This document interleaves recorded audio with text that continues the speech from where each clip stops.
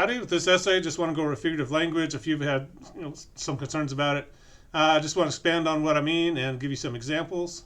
There is a descriptive essays handout under help resources on the content page. That might help a bit if you just want to read about it. I'm going to go ahead and download that and go through it a little bit. Not all of this will apply to the self-regulated learner essay. We're not using a lot of colors in there. Some of the times that other essays I assign, we get into a little more elaborate description, but we're not here. But I do want you to use figurative language at least five times. I want you to use figurative language 5 times within the essay. You can use however many of whatever type you want. So you can do 3 personification and 2 metaphor, or 1 simile, 1 metaphor, 3 personification, however you want to do it. And just to go over a few different types, and there's more than this, but we're going to kind of keep it fairly simple. The similes, when you compare two unlike things without using like or as. So when you say something to somebody, you look like a whatever. You're probably using a simile. You look like 5 miles of bad road indicates somebody's probably not looking too good that day. Religious poetry relies on simile quite a bit. The ungodly are not so, but are like the shape with the wind driveth away from Psalm 1. Comparing non-believers to wheat byproducts to be discarded or even burned. So it's a very powerful simile if you understand what's happening in that context. But within your essay, if you say my kids are really loud, I'm kind of like, come on, give me a simile. My kids sound like a marching band in an echo chamber or something like that. Try and compare two unlike things using like or as. Kind of make the language come alive a little bit. Make your essay a little more interesting to read. A metaphor, same kind of thing when you compare two unlike things without using like or as. So if you call someone a turd or something, you're creating a very unpleasant metaphor. You're comparing someone to fecal matter, right? It's not a very nice metaphor. But poetry relies on good metaphors. Insults rely on good metaphors.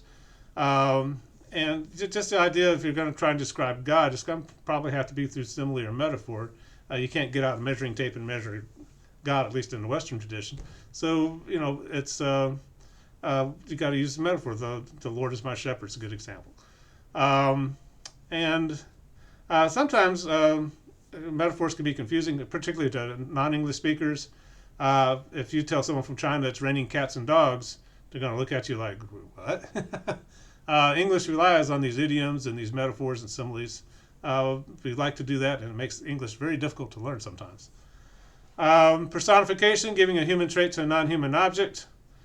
We do this all the time. When you say the computer hates me, it's like obviously it doesn't. It's a machine.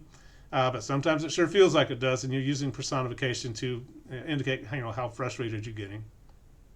If you eat some bad shrimp, you might hear the toilet calling your name. And that's just a good personification. Ceramic toilets don't talk, but we kind of get the urgency, get a sense of the urgency of the situation. Likewise, you might say my desk is so messy sometimes my papers just get up and walk away. You're probably indicating that maybe you need to organize better so you don't lose your stuff, right? So personification is kind of fun, and again, we do this all the time. It's just put a big word to it, and all of a sudden you're like, whoa, wait a minute. And hyperbole. Deliberate and obvious over-exaggeration. Children love to do this, particularly when you take them shopping, right? You never bought me anything in my entire life, right? And my feet are about to fall off. We've been here for days. Children use hyperbole to make it clear they're very unhappy with having to go shopping. But there's all kinds of different ones. But it's generally when you're purposely exaggerating, and it's pretty obvious. You say, if I keep typing, my fingers will fall off. I hope you're using hyperbole and just exaggerating that maybe you're just getting tired. Again, some good insults can rely on hyperbole too there. Synesthesia, getting kind of fancy with the figurative language there, but that's when you have a deliberate confusion of the senses.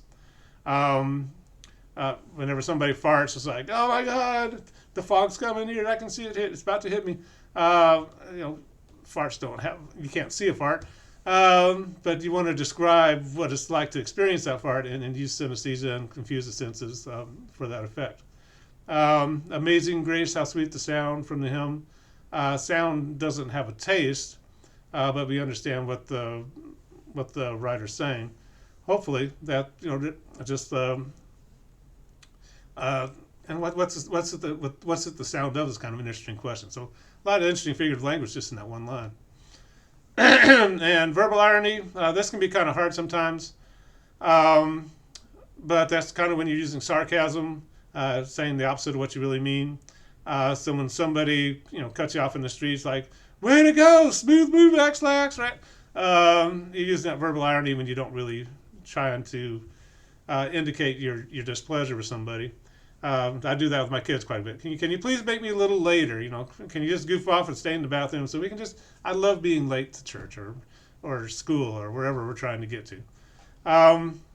So those are different types. Again, you do this all the time. This room is a pigsty. You just use a good metaphor, right, to indicate that your kids' rooms aren't very well organized. And of course, you do it if you don't have kids. You probably have done it to your parents. I know I have. So. But that's what I'm looking for in the self-regulated learner essay. And I tend to notice it more when it's not there. Like I say, if you say, my desk is messy, it's like, no, I want some figurative language there. So, kind of draws the picture with figurative language. And some people are better at this than others, but it's good to have a little practice and kind of, try and make your writing come alive a little bit. But that's what we're talking about with figurative language. I hope that helps a little bit. Tried to keep this short. But if you have any questions about it, be sure to let me know, and we'll talk to you later. Bye-bye.